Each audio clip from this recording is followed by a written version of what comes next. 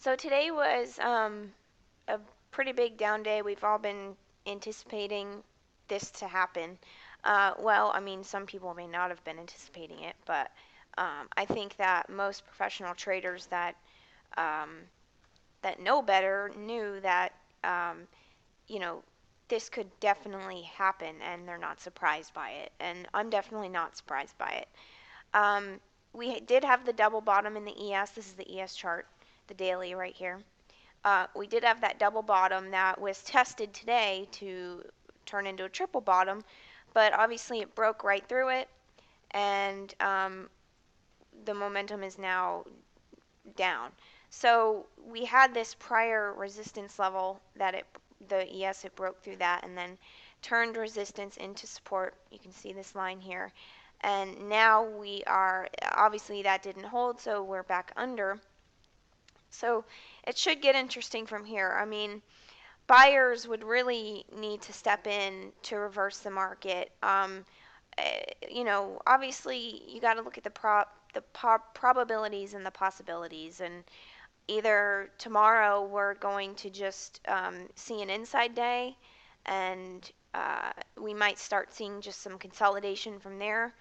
We may obviously see the market continue down, or we may see a recovery and a bounce start.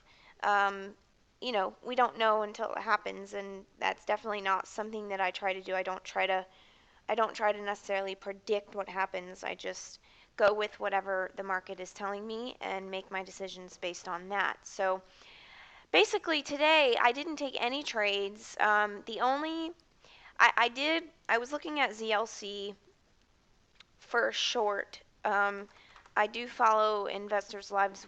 I have his watch list, and he had mentioned this one for a big drop, and it did have a nice drop in the morning, but I didn't catch this, so I was just kind of eyeing it all day to see if this 868 level was going to break and if we were going to really head lower. But this isn't really a setup for me. It was just kind of something that um, I was watching because he was watching, and um, honestly, the only stock that was even worth talking about from my watch list and from my strategy is LEE.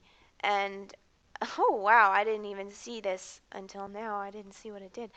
Holy crap. Okay, so honestly, I wasn't paying too much attention to the market today. I once nothing was really setting up for me that was worth it, and I just kind of moved on with my day. But so LEE, this is the 2 minute, and this is the daily here, and you can see I was in my watch list. I said that we could see continuation because it closed pretty strong. I was looking for maybe a short, but it was likely that it was gonna, give us more upside, and it did, but not much. And then from there it faded off, and this is a red to green move that is in my plan, and I did see the entry here around 210 was where I was looking, and I had pulled up an extension. um, I have a few different workspaces, but this one I didn't have the extension up, but there's the extension around 219, and I was thinking to myself, well, is it really worth the risk? The risk to reward on it wasn't really that great, and the market was selling off, and I just didn't have any. I wasn't compelled to take the trade, so I didn't. I didn't look for the short either. I kind of just wrote it off after that and moved on with my day. So, but this would have been a great short if you could have called that it couldn't break through this 218 level. It tried, and then it just failed. But you know, that's kind of something that's a little. I'm not as experienced with these types of shorts. I think that's what Investors Live really specializes in. But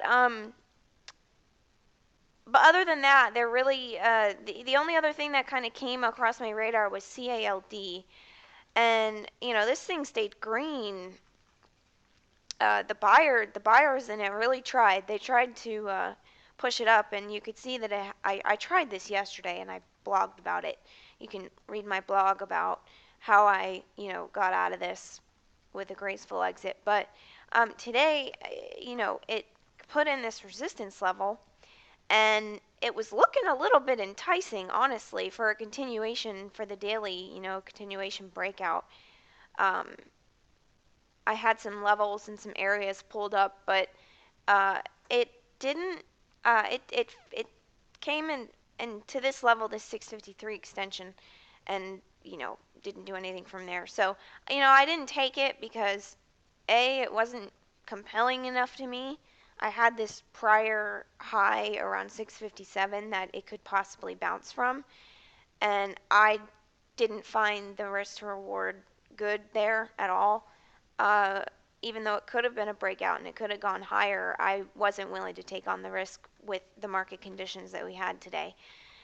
And besides that, nothing else. So for tomorrow, you know, it's kind of you have to reset for a minute because we've been in this bull market and things have just been breaking out like crazy, and it's been really easy to pick a good breakout and it actually works. But now that we've seen this move here today, I feel like things are changing now, and it's not a good thing or a bad thing. It's just the market. The market does this. It moves. It pulls. It runs and retraces and consolidates, and this is what happens. So I am pretty much just I'm gonna try to do a watch list, see what I have. I did have a scan that I did. I have a pop scanner that tells me stocks that have popped, and usually I would look at those for potential short or obviously continuation, depends on how it opens in the morning. But I really don't have too much, honestly. Maybe MPAA for a short. That might be a good one. But even that kind of closed strong, and for something to be strong like this on a big down day in the market, you got to be careful shorting that kind of stuff. If it can hold up through what happened today, then you never know how high it's going to go. So you have to be careful with that. Maybe OT IV. That one popped quite a bit today, and that could be a good short tomorrow. But I'm definitely more short bias than long bias, I'm feeling as I'm going through these charts. So we'll see what happens tomorrow, and just let the price action. I'll just let the price action speak to me, and that's how I make my decisions, and I won't change that.